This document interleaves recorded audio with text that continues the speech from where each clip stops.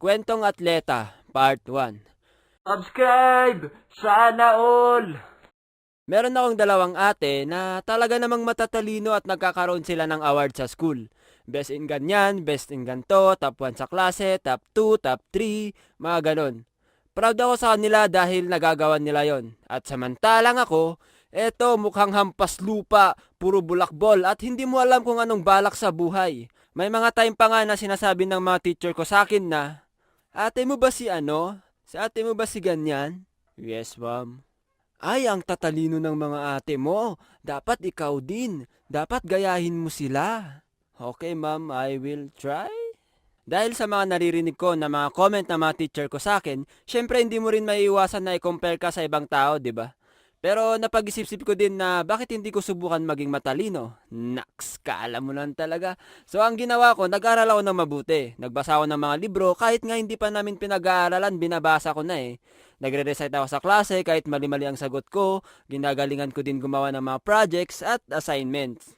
At nung nakikita ko na yung liwanag papasok sa mundo ng mga matatalinong tao, biglang may mga kamay na parang pinipigilan ako.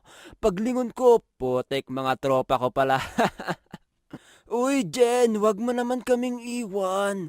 Masama yan. Nang iiwan ka ng tropa mo. Oo nga, Jen. Kala ko ba sama-sama tayo? Wala namang ganyanan, pre. Kaya wag kayong magtutropa ng mga gantong tao, guys. 100% guaranteed, tried and tested, masisira ang buhay nyo. De, joke lang. One day isang araw, pumasok yung MAPI teacher namin habang nagkaklase kami. Tapos tinanong niya yung buong klase kung sino ang gusto mag-try out ng larong arnis para maglaro sa district. Alam niyo ba kung ano ang larong arnis? Tara kay Google. Arnis is the official national sport and the martial art of the Philippines. It is also known as Kali or Eskrima and is a form of martial arts that focuses on weapon-based fighting with knives, sticks, bladed weapons, and some improvised weapons. The sport also includes hand-to-hand combat, grappling, joint locks, and weapon disarming techniques. Practitioners of the sport are called arnisador para sa mga lalaki at arnisadora naman para sa mga babae.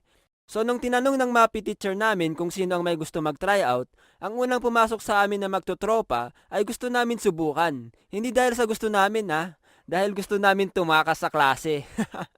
Ano pre, subukan natin? Tara, ang boring dito sa klase.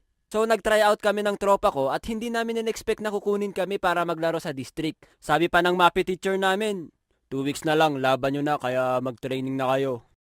Oh my God! Gusto tayong patayin ni Sir! 2 weeks na training, tapos